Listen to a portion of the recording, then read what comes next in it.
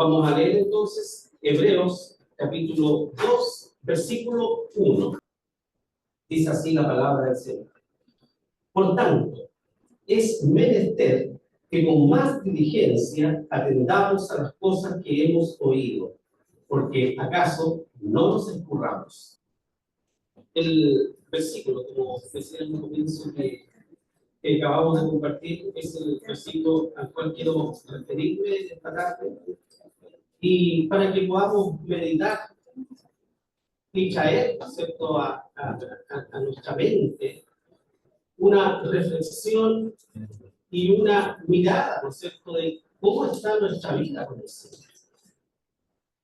Porque a veces descuidamos nuestra vida espiritual y pensamos que estamos en lo correcto. Y pensamos que nuestra vida espiritual no es tan importante como nuestro trabajo o nuestra familia. Pensamos que la vida espiritual es secundaria. Y cuando sí pensamos, hermano, nos equivocamos profundamente. Entonces, quiero repetir este versículo, pero de una manera que podamos entenderlo un poco más.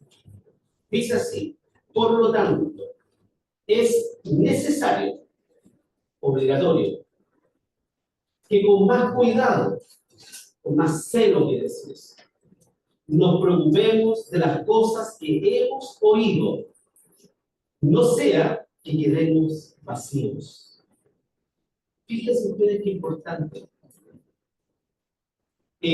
Primero, nos habla de una obligación a cada uno de nosotros como hijos de Dios. Que tengamos celo, que tengamos cuidado. ¿Y qué es el celo? Sino el cuidado extremo, ¿cierto?, de las cosas que son de Dios.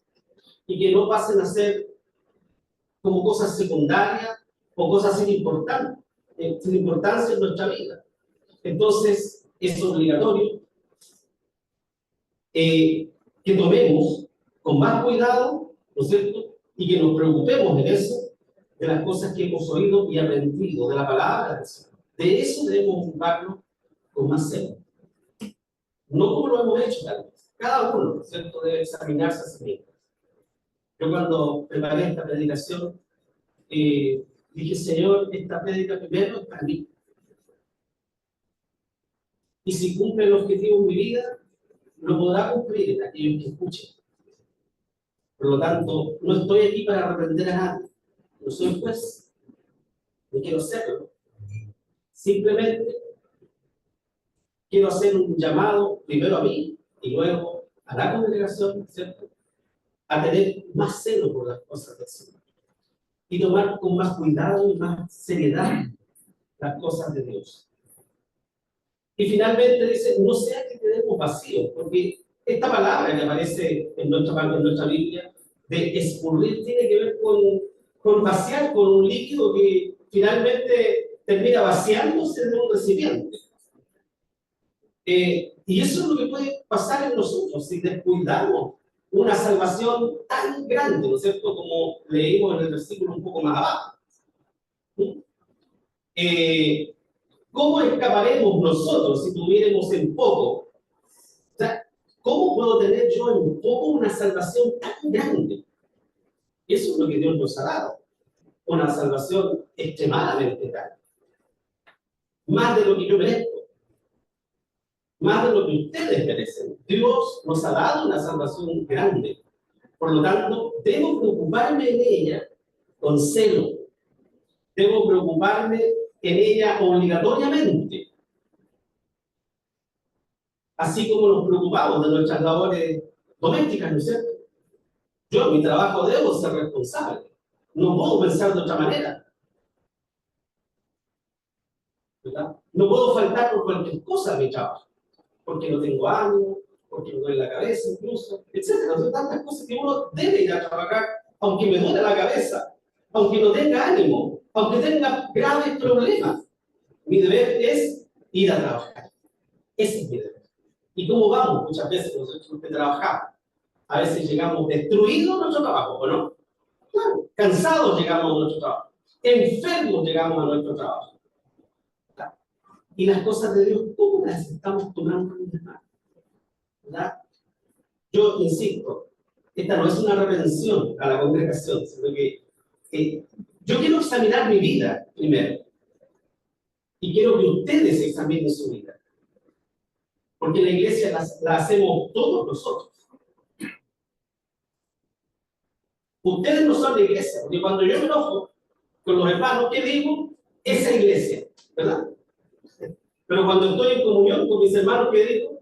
Mi iglesia. Pero esta iglesia siempre es mi iglesia, en las buenas y en las malas.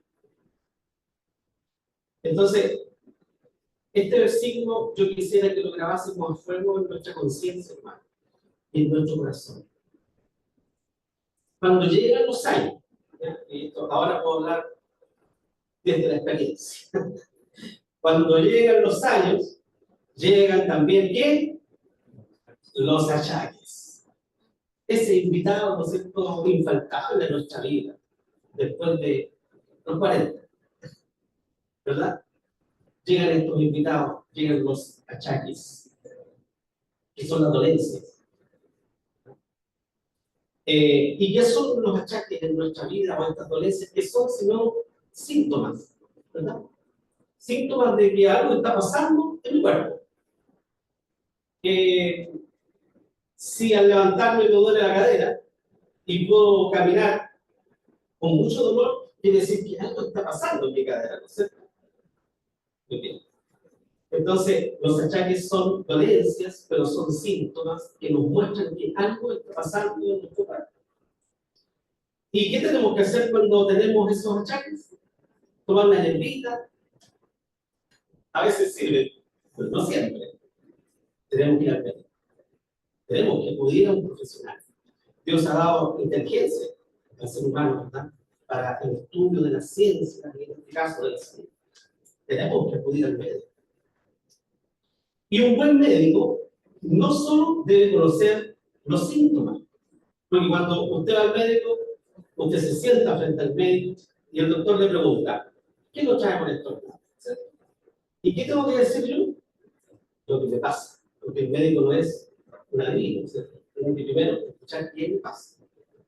Debo de dar parte del cuerpo, siento esto, siento todo, etc. Entonces, un buen médico primero debe conocer esos síntomas de primera persona, de nosotros. Y esos síntomas que revelan que hay una enfermedad, que algo está pasando. Pero no solamente el médico debe conocer los síntomas, sino también el médico quiere ir más allá. El médico quiere conocer las causas que están produciendo esos síntomas o esos achaques. Por lo tanto, el doctor va a ir un poco más allá. El primer paso es preguntar y que yo le cuente lo que me pasa. Si el paciente, por ejemplo, tiene alto colesterol, ¿no es cierto?, como muchos de los que están acá con nosotros, no basta que el doctor le dé un medicamento para bajar el colesterol. Le va a solucionar el problema momentáneo, ¿no es cierto? Usted tiene demasiado alto el colesterol. Tiene 500, 800, no sé, ¿verdad? Entonces va a tomar este medicamento porque tiene que bajar. Pero no solo eso.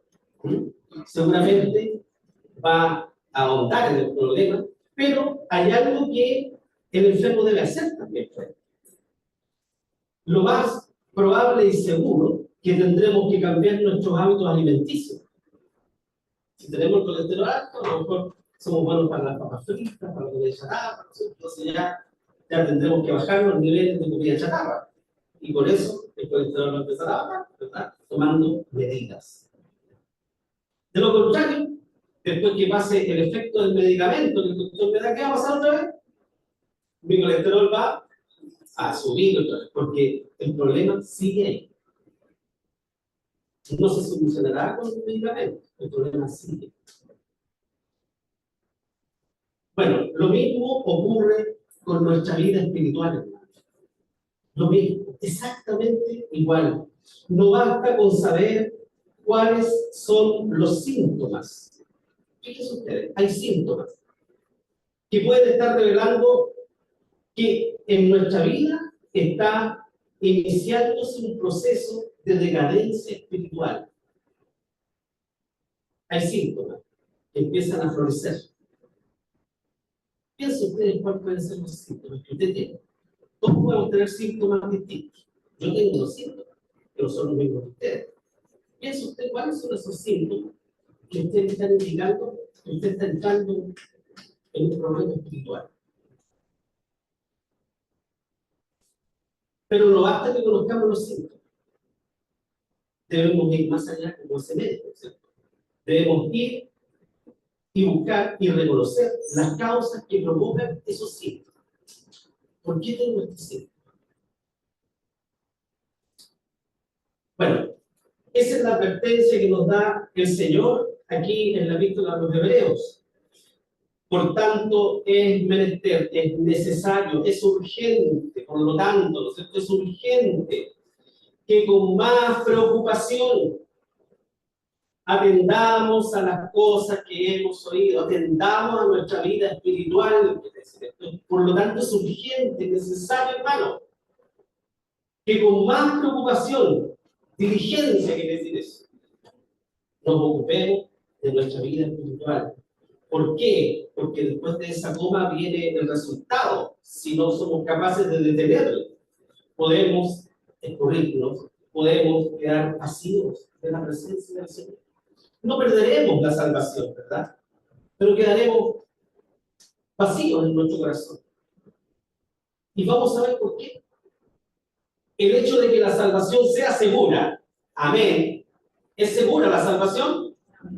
Es segura la salvación, ¿verdad? Pero el hecho de que la salvación sea segura no quiere decir que debemos ser descuidados con nuestra vida espiritual. No quiere decir eso, hermano. Más bien se trata de una posesión, pero tan valiosa nuestra salvación, tan grande como dice Hebreo, una salvación tan grande como dice salud, ¿verdad? Y cuando la Biblia dice salud se refiere a la salvación de nuestra alma, que ha sido una salvación tan grande, una posesión que Cristo nos ha dado tan valiosa y tan grande, que debemos ocuparnos en todo lo concerniente a nuestra vida cristiana con temor y con temblor.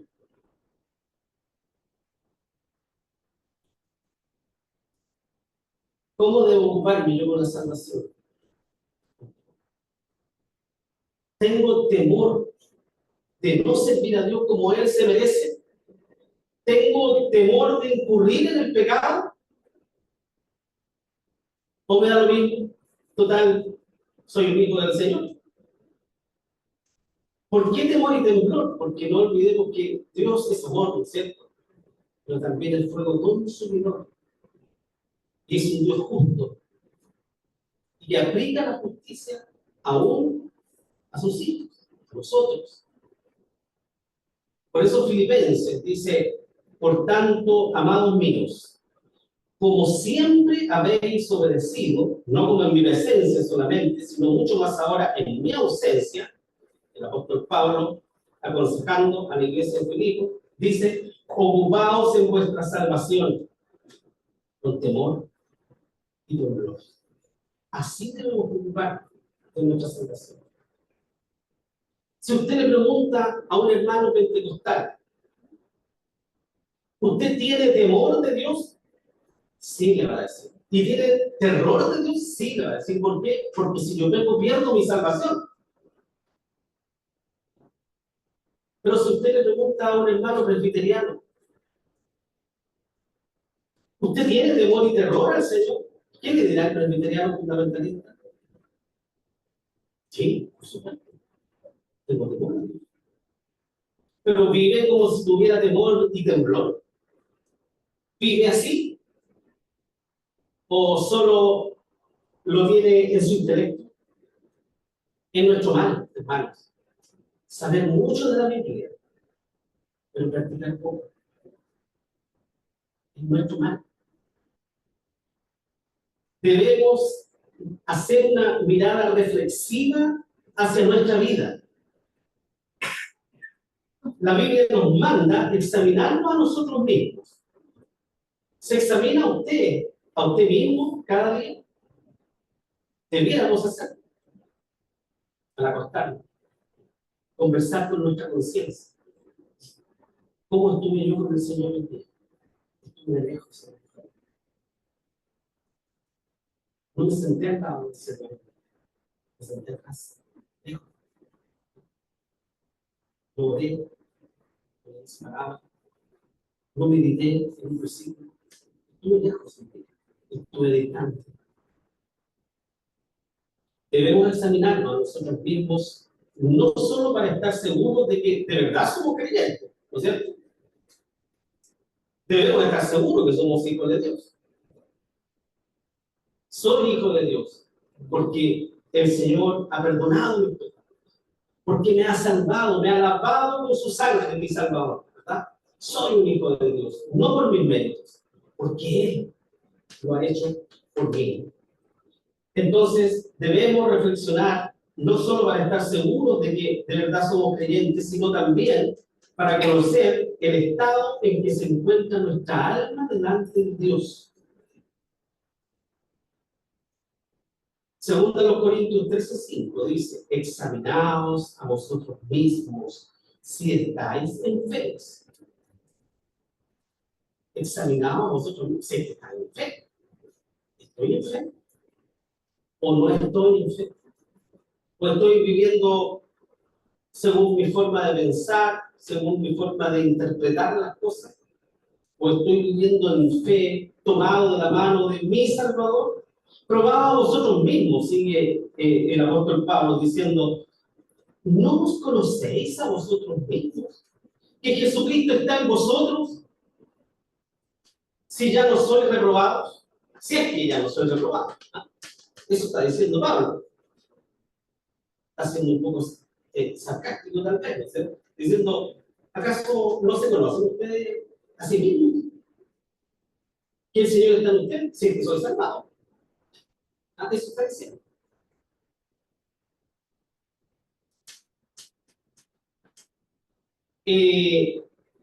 Esto de reflexionar y de renovar nuestros votos por el Señor es algo que nosotros hacemos cuando participamos en la Santa Cena. Hoy día tendremos Santa Cena. Espero que todos hayamos llegado preparados para eso. Y cuando digo preparados, me refiero no a ser absolutamente santo e impecable, sino que con un espíritu quebrantado y humillado para renovar mis votos con Cristo. De otro modo, ninguno de nosotros podríamos tomar la Santa Cena.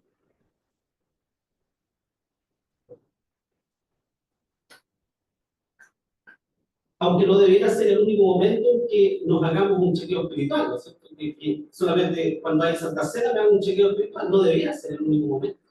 Debería ser siempre ese chequeo espiritual. Así como cada vez que me siento enfermo, o una vez cada cierto tiempo, debo ir a hacer un chequeo médico. En los que trabajan, ¿no es cierto?, en las minas o en otros trabajos, les exigen ese chequeo médico cada cierto tiempo. Y si no se lo hacen, no pueden trabajar. Bueno, así debemos ser nosotros con nuestra vida espiritual. Preocupados con temor y temblor, pensando, ¿cierto? Señor, ¿cómo está mi vida, mi alma contigo, Señor? Yo sé que soy salvo, yo sé que soy tu hijo, pero ¿cómo está mi relación contigo, Señor? Eso es lo que debe importar. Si bien debemos evitar el extremo, que a veces caemos en este extremo, poniendo nuestro corazón siempre bajo la lupa en todo momento, ¿no? Y nos fijamos hasta en el más pequeño detalle. Mentí, no soy digno del Señor, y me voy al suelo, me caigo, y no voy a la iglesia porque me considero un pecador perverso. Pero también debemos evitar el otro extremo, ¿no es cierto? Debemos evitar el descuido el descuido de nuestra vida espiritual, que lleva a apartarse a muchos del Señor sin siquiera darse cuenta. Debemos evitar eso. Para eso es la reflexión en la presencia del Señor. Para evitar que mi alma, ¿cierto?, vaya cada vez entibiándose y haciéndose más fría ante la presencia del Señor. Y una de las cosas que debemos hacer, pero en dependencia absoluta de nuestro Dios, es eliminar las causas que pueden llevarnos a caer en ese proceso de pobreza espiritual o de declinación espiritual, que mi espíritu vaya apagándose cada vez más. Hay algunos de mis hermanos y cuando comenzamos, me incluyo, mejor, ¿sí? Para que nadie sienta que le estoy hablando a él o a ellos, ¿sí? Cuando nosotros llegamos por primera vez al Señor, lloramos ante su presencia, porque somos conscientes de lo que Dios ha hecho en nuestra vida, de dónde me ha sacado el Señor. Los que conocimos al Señor ya grandes, ¿verdad? Tenemos una vida sin Cristo. Y cuando llegamos a Cristo somos conscientes de lo que el Señor ha hecho y de dónde nos ha sacado. ¿Por qué la mujer pecadora lloraba ante los pies del Señor? ¿Por qué lloraba ante los pies del Señor? Porque sus muchos pecados habían sido perdonados. Y ahora era una nueva criatura. Lloraba ya no de tristeza, sino de felicidad, llena de su corazón. ¿Cuáles son los pasos que nos conducen a un estado de decadencia espiritual? Si hay síntomas en mi vida, entonces debo buscar las causas que producen esos síntomas, esos achaques espirituales. ¿Cuántos achacosos espirituales habemos hoy día aquí? Habemos. ¿Cuántos achacosos espirituales? ¿Cierto? Yo creo que habemos varios. Estamos presentando achaques espirituales. Se ha tomado el tiempo de descubrir cuáles son las causas de esos achaques. El primero, podríamos decir que es el descuido de vigilar y guardar nuestro corazón. No nos preocupamos del corazón. Cuando hablamos del corazón, no decimos de eso, de los amores, ¿cierto? De esos jóvenes. Son problemas del corazón. Cuando hablamos de problemas del corazón entre cristianos, nos referimos a otra cosa. Proverbios 4:23 nos dice: sobre toda cosa guardada, guarda tu corazón. Sobre todo lo que tú atesoras en tu vida y tienes cuidado con tu vida, sobre todo, ¿qué es lo que usted más cuida de su vida? Respóndase solito. ¿Qué es lo que yo más cuido de mi vida? Bueno, el proverbio me aconseja y me dice que sobre todo lo que yo guardo en mi corazón, debo guardar sobre todo mi propio corazón. Lo dice porque de él mana, o sea, de él viene la vida. Todos sabemos, ¿no es cierto?, que el corazón es una parte vital del cuerpo, ¿verdad? Todos lo sabemos. Cuando el corazón deja de latir, ¿qué ocurre? Es porque ya no morimos, ¿no es cierto? Así de importante en el corazón, este corazón.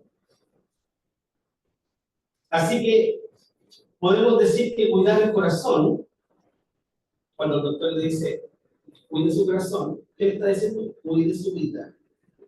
Porque si usted no cuida su corazón, no cuida su vida. Una vida saludable, coma sano. No son sencillas de hacer, pero no las hacemos muchas veces. Eso lo buscamos. Pero lo mismo podemos decir de la vida espiritual. Cuando la Escritura habla del corazón en sentido metafórico, ¿cierto? No se está refiriendo a este órgano que bombea la sangre, que es vital para el cuerpo humano. No se refiere a ese corazón, sino que se refiere más bien a nuestra alma, a mi ser. Dios, cuando habla del corazón, habla a lo más profundo del ser, donde recibe mi entendimiento, mi voluntad y mis afectos.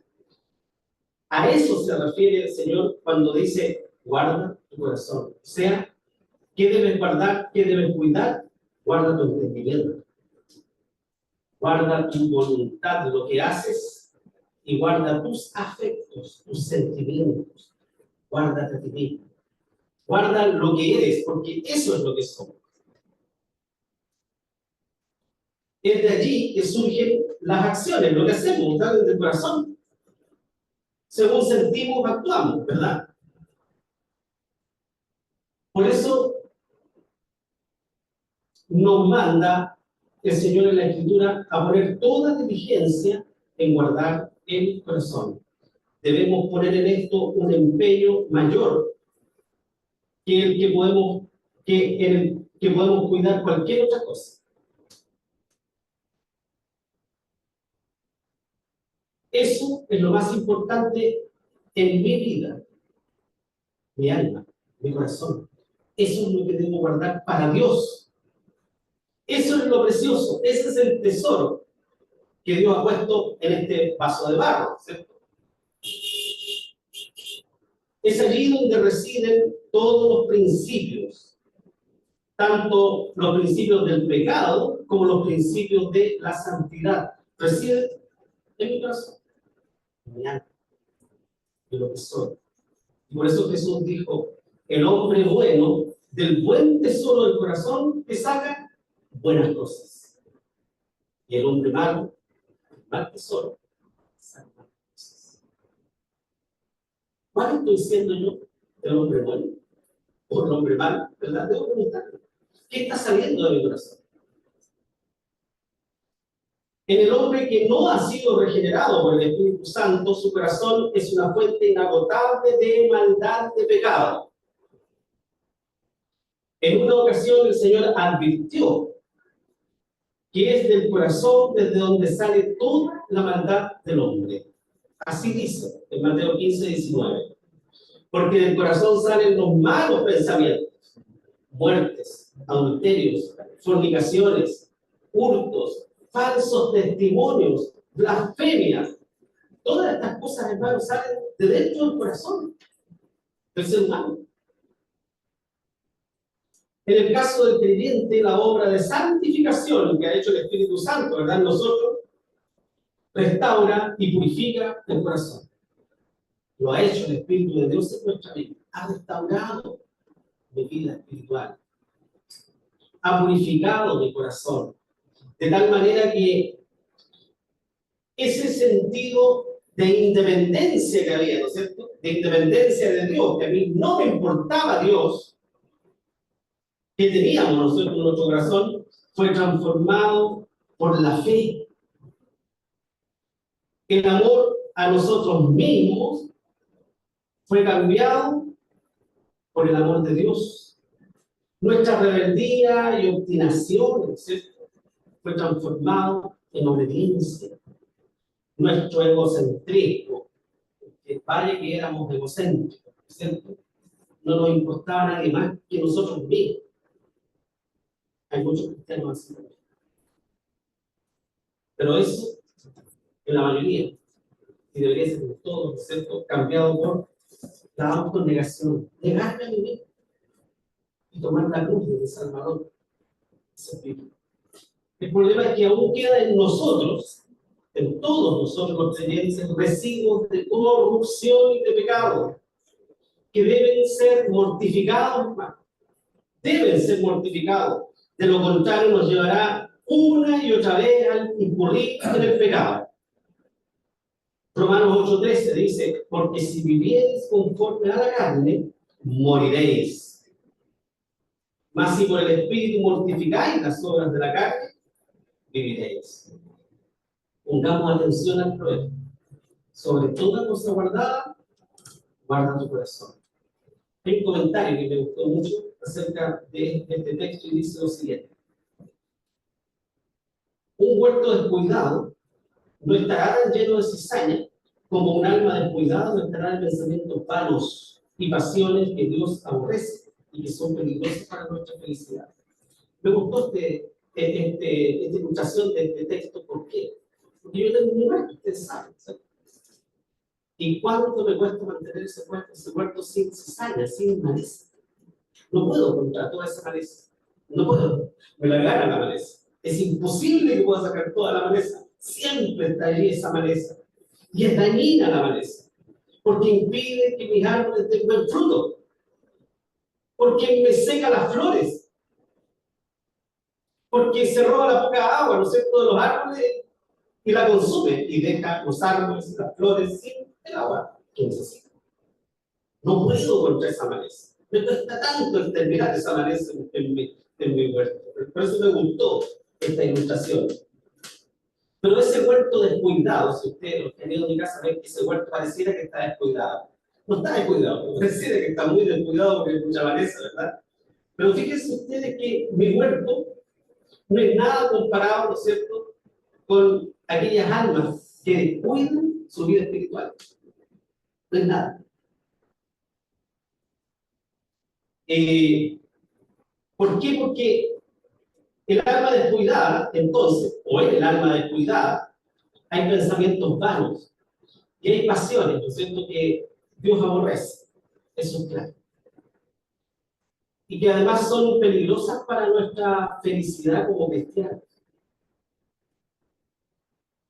para nuestra paz, para nuestra firmeza y para nuestra estabilidad como cristianos. Y corremos peligro cuando dejamos crecer la maleza en nuestro corazón. Corremos peligro de escurrirnos, de quedar vacíos. No que el Espíritu de Dios siga en nuestra vida, ¿cierto?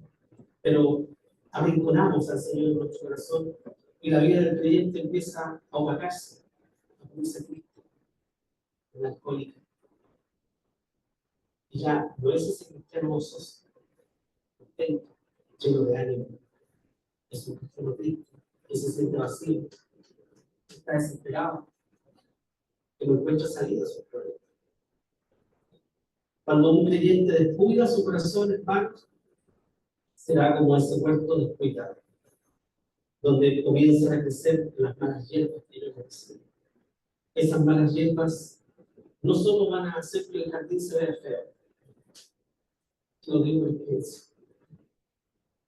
A pesar de las hierbas, mi jardín no es grande, pero esas hierbas hacen que mi jardín se vea feo. Y eso ocurrirá con nosotros también.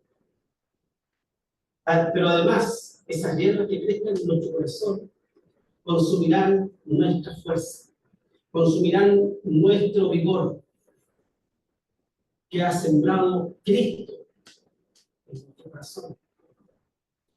Entonces, cuidado con que comience a crecer hierba, maleza en nuestro corazón. Recordemos la parábola del sembrador, ¿verdad? Y el que fue sembrado entre espinas. Este es el que oye la palabra, pero el afán de este siglo y el engaño de las riquezas, ¿qué hace? Ahogan la palabra y se hace infructuosa, no da fruto. Un cristiano que deja crecer la maleza en su corazón no da fruto. ¿Y cuál es el fruto del Espíritu? Un cristiano que deja crecer maleza en su corazón deja de tener amor. Primero, amor por Dios. Segundo, amor por lo que hace. Vive sin sentido. Vive sin rumbo. Porque no tiene amor. ¿Y cómo se manifiesta el amor como fruto en el corazón del cristiano? Paz, ciencia, bondad, benignidad, confianza, fe, etc. Entonces, esa maleza comienza a destruir la paz, a destruir la templanza. De ahí está la respuesta del por qué hay cristianos que viven peleando y que viven enojados y que viven molestos por todo, porque viven sin amor.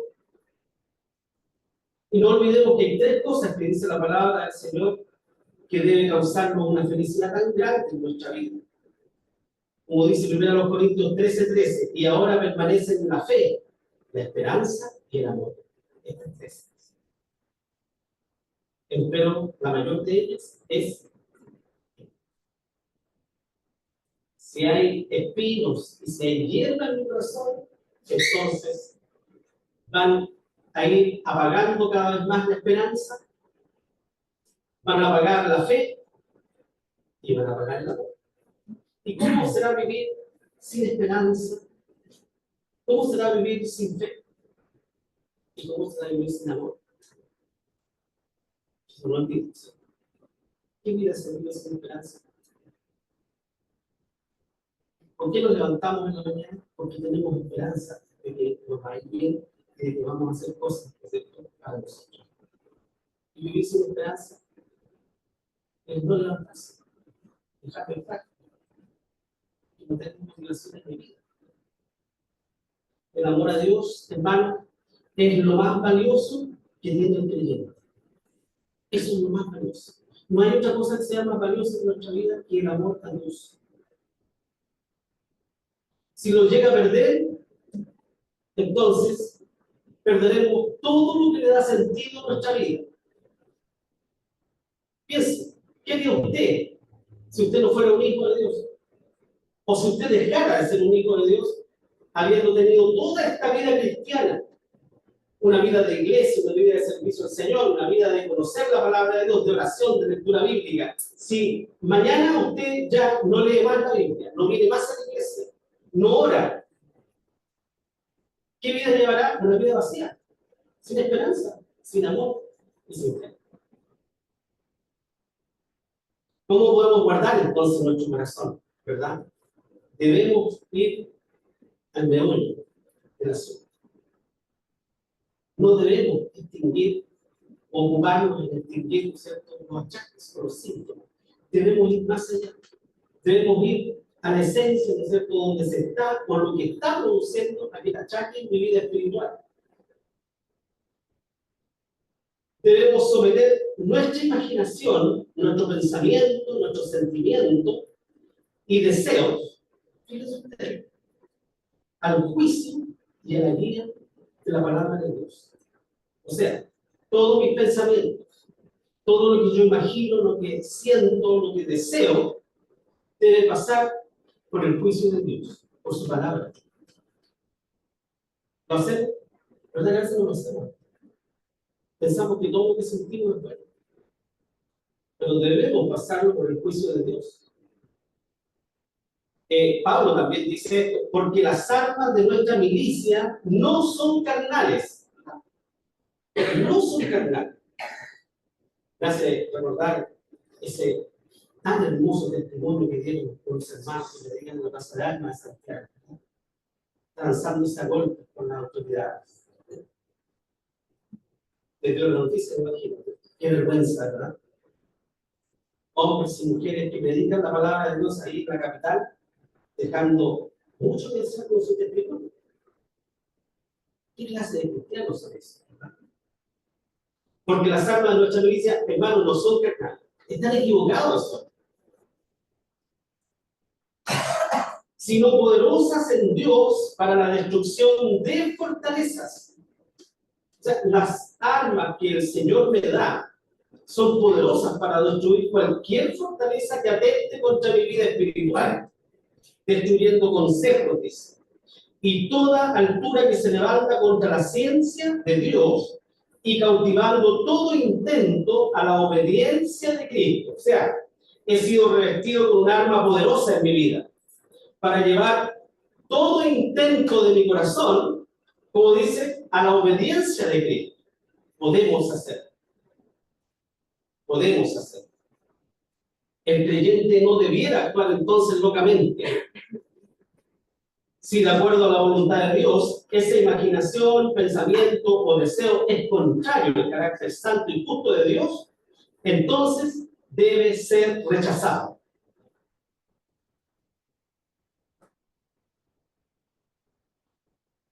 Hay una pregunta que da vuelta por mi cabeza. A una frase que escuché que la compartí con ustedes el jueves, me parece. Alguien que dijo una frase que fue algo así. El amor es una decisión. Entonces, yo estuve una semana completa pensando. Y créanme que le di mucha pena. Podemos decidir amar. Yo puedo decidir amar. ¿Verdad? No tengo una respuesta. La estoy. No puedo decir, efectivamente, que el amor es una decisión. Tampoco puedo decir que el amor no es una decisión. ¿Verdad? Pero como dice acá, ¿cierto? Toda imaginación, todo pensamiento, todo deseo. El amor es algo que sentimos, ¿cierto? Entonces, todo, incluso eso, ¿verdad? Debe ser puesto ante el juicio de la palabra del Señor. Y si no está conforme a la santidad y al juicio de Dios, entonces, ¿qué debo hacer con eso? Rechazar. Inmediatamente. Proverbios 4, 21, 23 dice, no se aparten de tus ojos, guárdalas en medio de tu corazón, porque son vida a los que las hallan y medicina a toda tu carne. Sobre toda cosa guardada, guarda tu corazón. Y Proverbios 3, 5 a 8 dice, fíjate de Jehová de todo tu corazón y no estribes en tu prudencia. No confíes en tu prudencia. Reconócelo en todos tus caminos y Él enderezará tus veredas. No seas sabio en tu opinión. Si hay algo desagradable, ¿cierto? Es conversar con una persona que se ve sabio en su opinión. No seas sabio en tu opinión, dice el Señor. Teme a Jehová y apártate del mal, porque será medicina a tu ombligo y tuétano a tus huesos. ¿Cuál es la medicina entonces para nosotros? Temer a Jehová y apartarnos del mal. Ahí estamos llegando a la enfermedad. Y el remedio para esa enfermedad, para acabar con eso. Temor a Dios, apartarnos del mal. Es desde nuestro propio corazón que se levantan todos los argumentos, mis hermanos, de pecado contra el conocimiento de Dios y contra su carácter santo y contra su ley. ¿De dónde se levanta todo eso? De nuestro propio corazón. Nosotros los cristianos también justificamos muchas veces nuestro actuar. Aunque la palabra de Dios dice otra cosa, nosotros somos como los abogados, a veces, especialistas en interpretar la ley. Pero la interpretamos, ¿verdad? De acuerdo a lo que yo creo. ¿Qué debemos hacer? Debemos contentarnos sabiendo que ya somos salvados. Total, yo soy salvo. ¿Qué le hace un pecadito de vida si yo soy salvo? ¿No?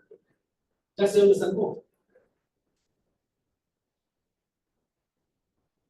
Si Dios me perdona igual porque soy su hijo, ¿verdad? Debemos llevar cautivo todo pensamiento, hermano, y todo sentimiento a la obediencia a nuestro Señor Jesucristo. No hay cosas fáciles. Se trata en realidad de una tarea difícil. Doblegar nuestros pensamientos, doblegar nuestra voluntad, doblegar nuestros sentimientos. No es algo que nosotros podamos hacer solos. ¿Vale? Necesitamos ayuda para hacerlo. Pero no me refiero a una ayuda financiera. Porque ¿quién podría ayudarme a doblegar mi propia voluntad? Si no solo Dios.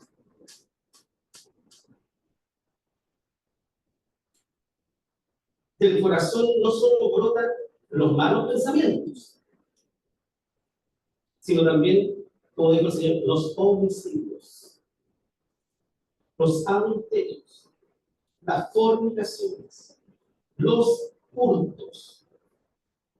Todos estos actos pecaminosos comienzan ¿dónde?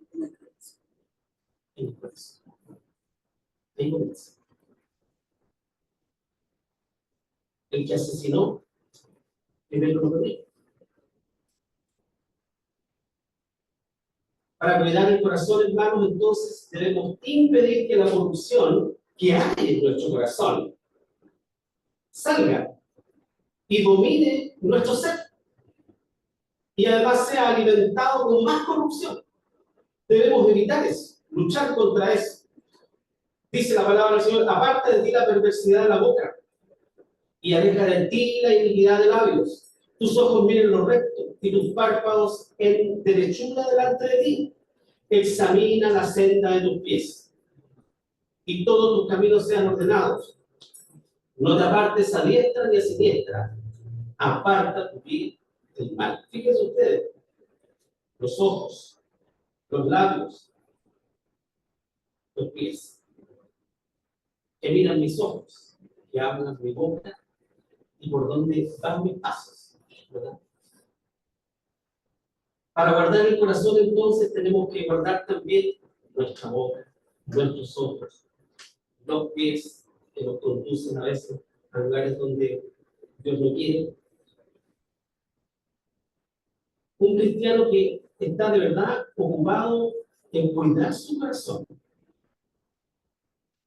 va a tener cuidado siempre con lo que habla, porque está preocupado en su corazón. A veces nos tenemos la diligencia, ¿cierto?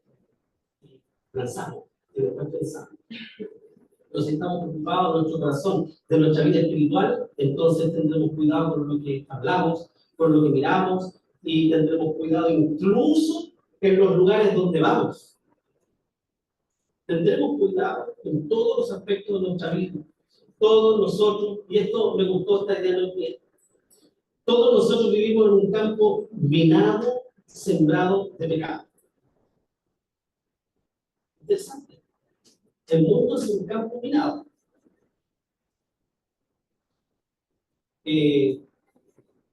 Hasta la Segunda Guerra Mundial existían, ¿no es cierto? Bueno, posterior, pero existían los campos minados, donde los soldados corrían riesgo de pisar y, bueno, no sabían dónde estaba. Bueno, así es este mundo para nosotros también, hermano.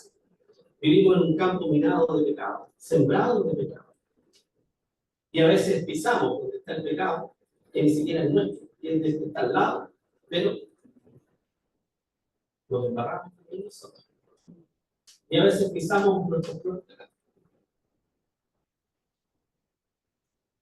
Por lo cual, teniendo los lomos de vuestro entendimiento ceñidos con templanza, esperad perfectamente en la gracia que os es presentada cuando Jesucristo os es manifestado, como hijos obedientes, no conformándoos con los deseos que antes teníais estando en vuestra ignorancia, sino como aquel que os ha llamado es santo, sed también vosotros santos en toda conversación, porque escrito está, sed santos porque yo soy santo. Y si invocáis por Padre a aquel que sin acepción de personas juzga según la obra de cada uno, conversad en temor todo el tiempo de vuestra peregrinación. Ahí está el consejo con el que empezamos. Vivir con temor a Dios todo el tiempo mientras esté en esta tierra. Así debo ocuparme de mi salvación, con temor y temor. Y no pensar, total de ser salvo. No, debo ocuparme con temor. Y debo ocuparme con temor. Por último, para cuidar el corazón debemos orar fervientemente al Señor por purificación y por perfección. Oramos así. No solamente oramos por las cosas materiales. A veces oramos solo por cosas materiales, por los problemas. Eso es como nos angustia, pero nos olvidamos de orar y pedirle al Señor, Señor, purifica mi corazón. Haz un hombre recto, Señor, una mujer recta. Perfeccióname como hijo tuyo. ¿Verdad? El Salmo 19:12 dice, los errores por los pecados, ¿qué nos entenderán? Líbrame de los que me son ocultos. A ese punto podemos llegar nosotros. Señor, líbrame de mis pecados que yo no veo en mi propia vida. Y el Salmo 86:11, enséñame, oh Jehová, tu camino. Caminaré yo en tu verdad. Consolida mi corazón para que tema tu nombre. Bendito sea el Señor, ¿cierto? Que el Señor consolide nuestro corazón, hermano, para que podamos tener y vivir con temor a Dios y no confiar en tan solo sangre y total la salvación de la vida. Entonces, puedo hacer lo que yo quiera, ¿cierto? Porque eso, si llego a pensar de esa forma, ese es un achaque espiritual que indica que algo está pasando en mi vida espiritual, que está enfermo y que necesita ser sanada. Y el único que puede sanar nuestro espíritu